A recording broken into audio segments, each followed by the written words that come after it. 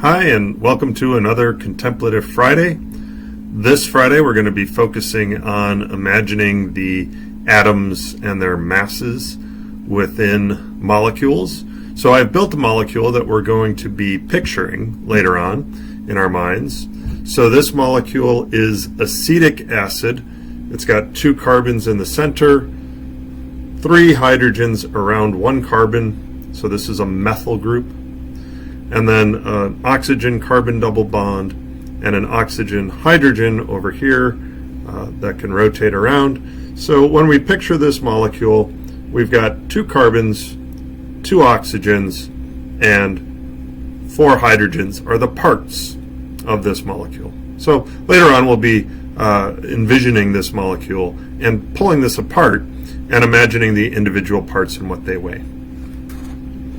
But for now, we will start in our normal way, which is to simply get comfortable, sit up straight, nice tall back, allow the air to flow in and out easily, and when you're ready, you can close your eyes if you'd like, and we'll begin by taking a long, slow, deep breath in, followed by a long, slow, deep breath out.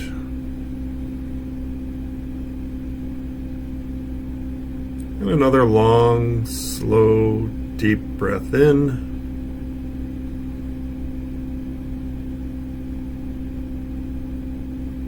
A long, slow, deep breath out.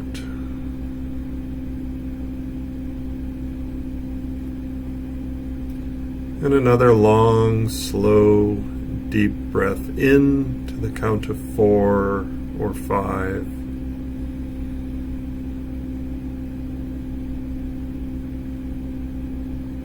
A long exhale out to 4 or 5.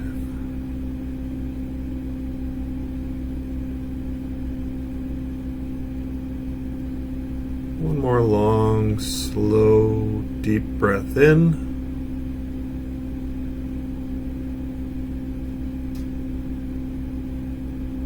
A long, slow, deep breath out.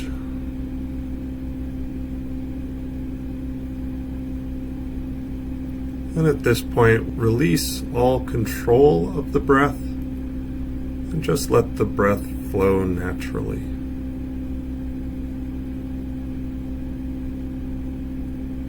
Focus on where you feel that breath. For some people, they feel it at the base of their nose as the air goes in and out. Others feel it in the rise and fall of the belly. Wherever it is you want to focus, just pick that one focus area and concentrate on it.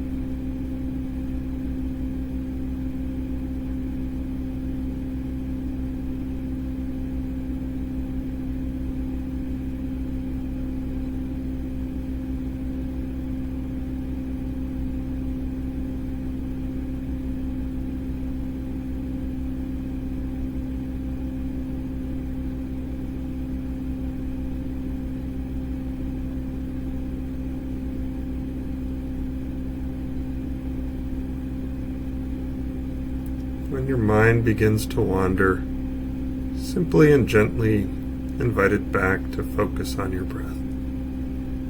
Use this time to release worries and cares and stress and focus internally on the breath.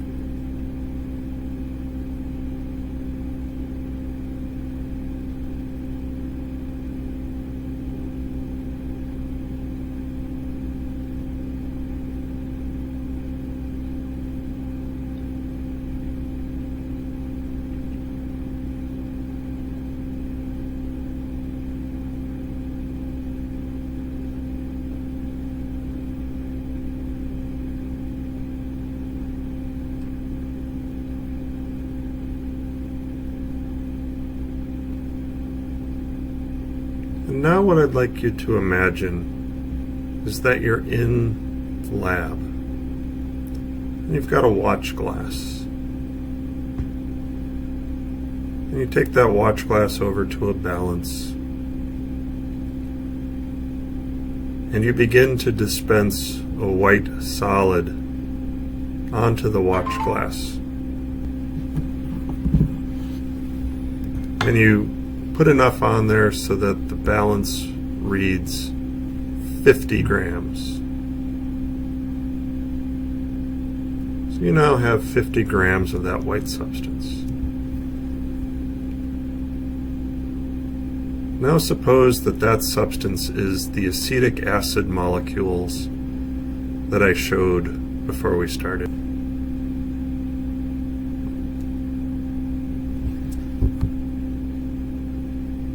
Imagine pulling out just a single acetic acid molecule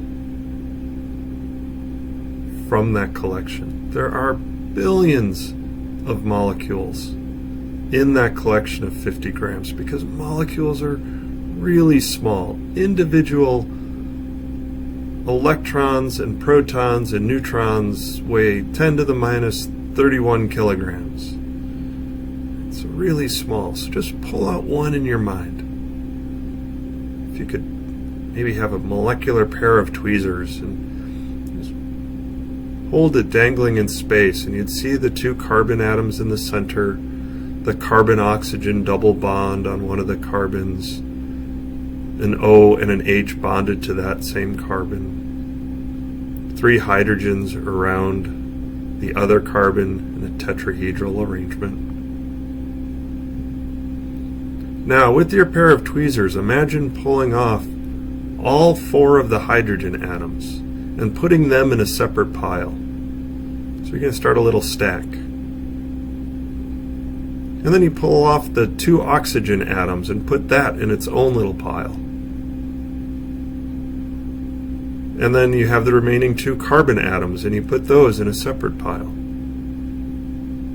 And then you take another whole molecule and you disassemble it. 4 hydrogens go into the hydrogen pile. 2 oxygens into the oxygen pile. 2 carbons into the carbon pile. And you repeat this over and over and over again. And finally, when you have the very last molecule in your tweezers, you take it apart, you add all the hydrogens onto the hydrogen pile, the 2 oxygens onto the oxygen pile, and the 2 carbons onto the carbon pile. It's as if you've just disassembled millions of cars and you lumped all the hoods together and all the tires together and all the rear view mirrors together and all the side view mirrors together, so you have all the individual parts.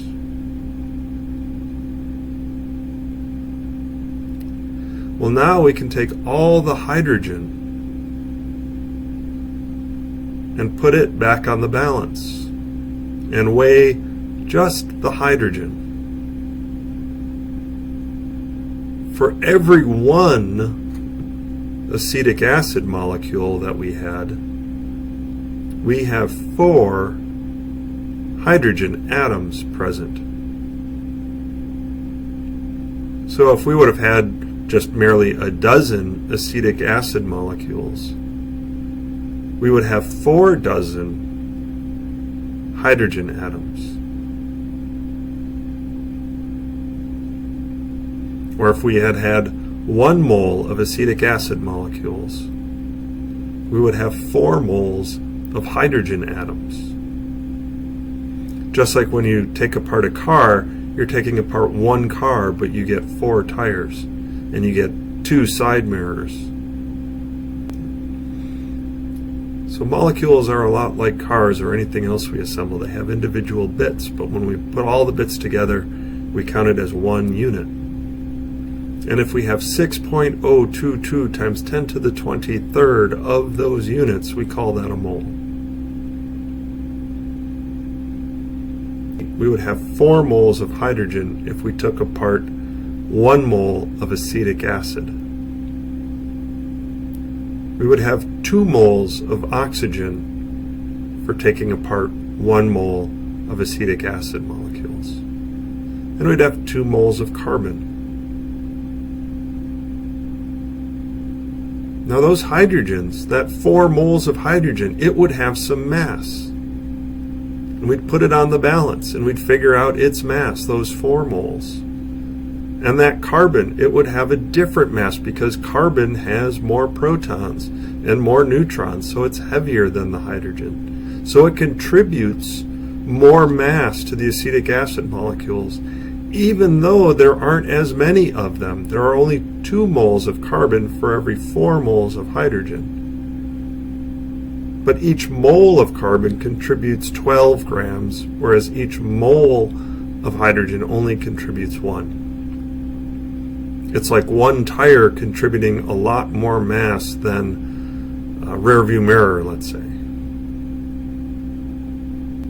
So if we were to put all the hydrogen back onto the balance from the molecules we took apart, we could write the mass of just the hydrogen. And then we'd take all the oxygen atoms and put those on the balance separately. And we'd write that number down. And we'd take all the carbon atoms, put that on the balance, and write that number down.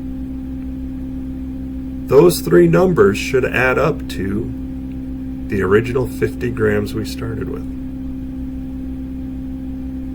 Because all the matter that we started with still has to be there in the individual components. Just like if you take a car apart and weigh all the individual parts, you're going to get the total mass of the car. So we can imagine molecules to be like made up of individual parts. And we can do calculations about the individual parts. But it's a lot easier to do calculations about large collections of them because they themselves are so small. So for instance, if we have 12 grams of carbon, that is 6.022 times 10 to the 23rd atoms of carbon. Just like we don't buy a single egg, it's easier to buy a dozen or a half dozen because we can carry it. It's a manageable quantity. So the mole is just a manageable quantity. It just happens to be a bigger number.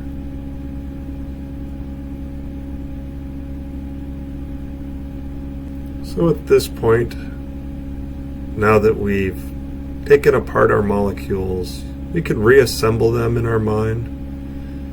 Just like playing with the molecular model kits, take 2 carbons from the carbon pile, bond them together, electrons being shared. An oxygen goes on one of the carbons, another oxygen on that same carbon, 1 hydrogen bonded to that oxygen,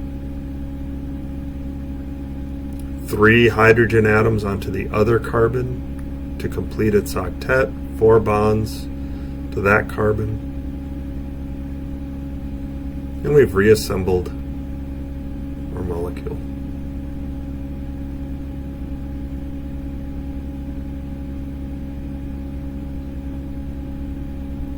So at this point we can return our attention to our breath. Lately I've also been finding it helpful to turn my attention to my hands. What are my hands sensing at the moment? That can be another focus point or a different focus point. So return your attention to where you feel the breath or to what your hands are feeling, the sensation in your hands.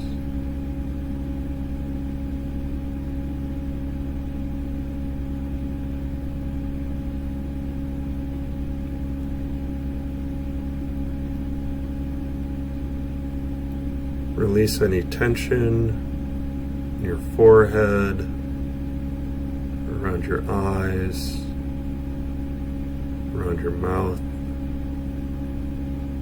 in your neck, in your shoulders, and all that that tension drain away.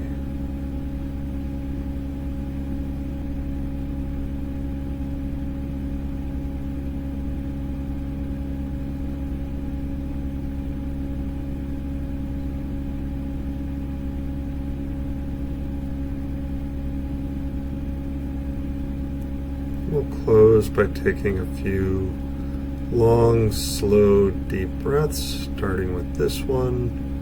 Long, slow, deep breath in.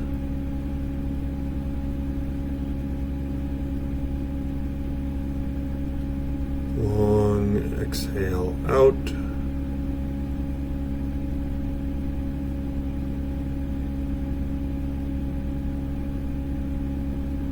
Another long, slow, deep breath in.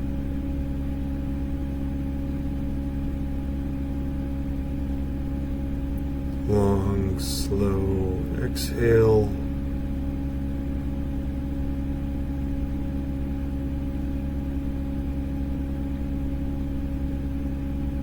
And one final long, slow, deep breath in.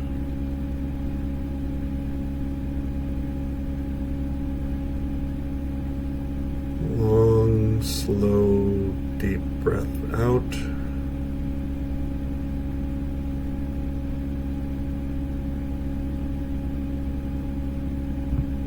Bring your attention to your toes. Wiggle your toes. Wiggle your fingers. Shrug your shoulders. Release the tension again. Gradually open your eyes when you're ready to. I hope you found this useful as a way to continue to picture molecules and better appreciate the calculations that we're doing in class. Have a great weekend, and I look forward to seeing you next week. Bye.